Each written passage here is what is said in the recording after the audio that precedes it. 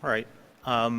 Thank you very much to the conference organizers for allowing me to present this work on behalf of my colleagues in the Caribbean, Central, and South America Network for HIV Epidemiology. It's CCASANet. That's one of the 7 IDEA regions. You can see there my colleagues listed. So this is a brief glance at the geographic distribution of cohorts that participated in this work. There are sites in Mexico, Honduras, Haiti, Peru, Chile, Argentina, and Brazil. These are all adult sites. There are additional pediatric cohorts. They were not included here. You're all very familiar with the continuum of care, but I thought I would put this up again to illustrate that in most cases, there are exceptions, but in most cases when we talk about the continuum, the stages that are observed in clinical cohorts and cohort collaborations such as ours in CCASANet are the later stages of retention, art use, and viral suppression. And there are clinics that have on-site testing and linkage, but typically that's the purview of surveillance. So the continuum stages we examined were retention, and that was done using the Institute of Medicine definition, this 2 primary care encounters per year, more than 90 days apart. For art use, art during the year among those with at least 1 primary care visit, and that's from the U.S. Department of Health and Human Services. And similarly, for viral suppression, HIV-1 RNA, fewer than 200 copies at the last measurement in the year among those who had had at least 1 visit. So a few caveats in the methods. CD4 and viral load were used as proxies for clinic visits in Argentina and Peru.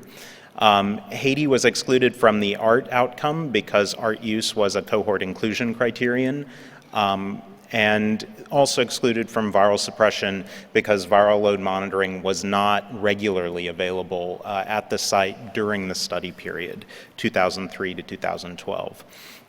The regression techniques were modified Poisson regression using GEE to account for multiple outcomes per individual, and we used restricted cubic splines to allow nonlinear relationships between age, year of assessment, and R3 outcomes. So first, some descriptives. Among about 19,000 people for the retention outcome, these are the person years contributed, and so the p-values are actually from the univariate regression models. And you can see that there are actually differences in the proportion retained and not retained by HIV risk factor compared to MSM. Those with IDU and hetero risk were slightly less well retained. Looking at the trends over time and looking at the adjusted proportions, so the brighter circles with the confidence intervals are actually from the adjusted, fully adjusted regression models. You can see there is generally a trend improving, but most of the improvement occurs at the very beginning and at the very end of the study period, and retention is generally flat in between. But it is fairly high. It's between 60 and 80% over the study period. Looking at art use in the region, there are differences by age. Slightly older individuals more likely to be on art. Again, these p-values are from univariate regression, accounting for multiple outcomes within individuals. This was among just over 14,000 individuals.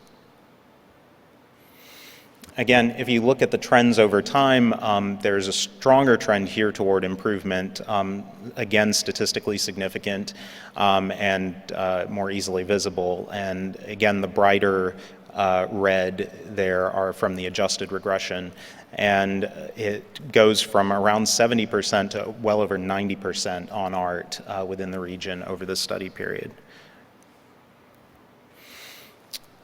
And finally, for the viral suppression outcome, again, less than 200 copies.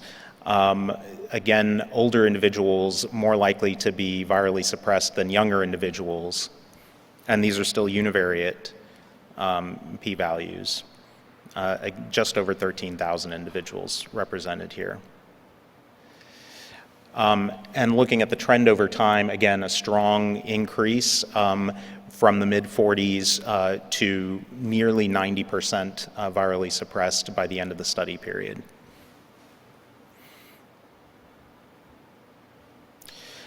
So looking at the fully adjusted results, accounting for all of these factors and using the restricted cubic splines for age and for year of observation, looking at retention, female patients did slightly worse than male patients, and those with IDU risk did quite a bit worse than those with MSM as HIV risk factor.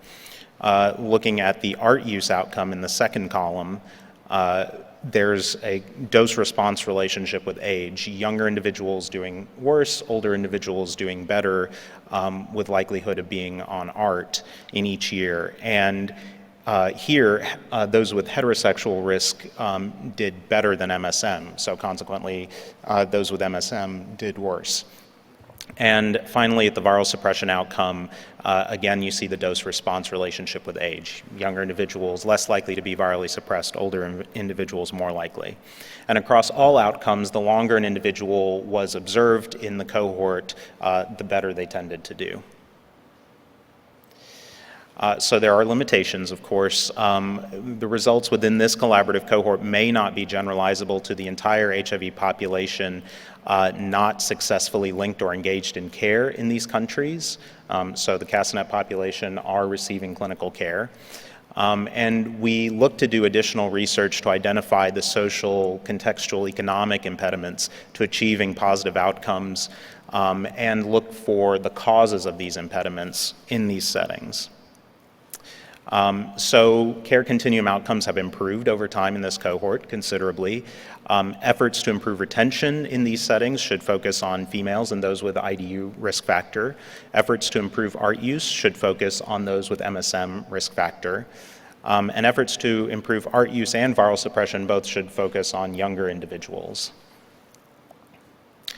I would like to thank our funders, the NIH, all of the patients and clinicians and investigators involved, and all of our cohorts who participate in a very active way in all of these analyses. Thank you very much.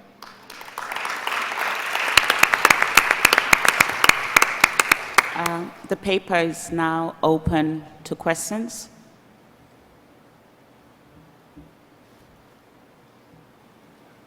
Yes, number 7. Yeah, I just had a great paper, by the way. John Schneider from University of Chicago. Just had a couple quick questions on methods. First, the different stages in the care continuum were predicated on successful accomplishment of the stage prior. Is that? Not quite. So in this instance, I don't know, should I go back to the slides? Sure, yeah. Okay. We used kind of indicators that have been promulgated by agencies and published previously. So for the ART use and viral suppression, they are kind of predicated on being engaged in care. That is, in each observation year, you had to have at least had one clinic visit, but it's not quite the same as having met the retention stage, or for viral suppression, having met the ART use stage. Okay. And then, did you do any sort of controlling for, I guess, multiple comparisons? Because at each stage, you know, it's the same cohort, although I guess there are different numbers in each. Yes, so I guess the way to view it would be either as stratified or independent analyses across outcomes. So the outcomes weren't analyzed collectively. So the statistical significance are all within outcomes for each particular outcome. Okay, thank you. Thank you. Thank you. Number 2. Do you have any pre-treatment drug resistance data from any of these cohorts? I don't think we do currently. My colleagues could tell you better than I could, but I think in the next funding cycle there may be additional data collections on multiple issues. I don't see anybody else, so thank you very much. Oh, there's someone else? Or number 4, sorry, number 4. Hi, Jacob Levi from Imperial College. I was just wondering if you did map migrants between the countries over the period, and if so, how? Because I think that's something that lots of countries really struggle with monitoring cascade patients. Thanks. Yes, in general, actually, so that's a personal interest of mine, migration patterns. It wasn't possible in this work, so there's residential data, but it's at a single time point at baseline currently. But that is work that I'm interested in doing within this cohort. For some of them, I think it would be relatively unlikely because of the very large geographic distance. It's still possible, of course, but for example, I mean, from Rio moving to Lima or something may be fairly unlikely, I would think. So thank you. Thank you.